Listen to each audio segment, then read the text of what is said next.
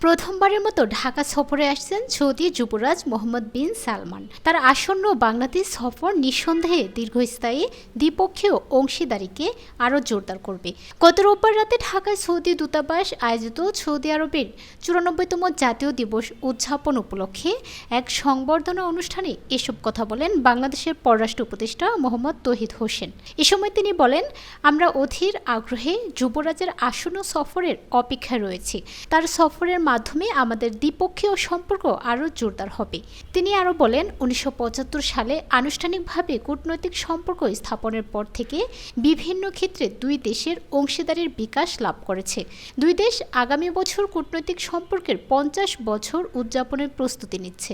আমরা একটি কৌশলগত অংশীদারি গঠনে প্রতিশ্রুতিবদ্ধ। বাংলাদেশের আধা দক্ষ ও অদক্ষ প্রায় 30 লাখ কর্মী নিয়োগের জন্য সৌদি আরবের প্রতি কৃতজ্ঞতা প্রকাশ করে পররাষ্ট্র উপদেষ্টা বলেন, এসব কর্মী উভয় দেশের অর্থনীতিতে অবদান রাখছেন। সৌদি আরব বাংলাদেশের উন্নয়ন যাত্রায় অবিচল অংশীদার।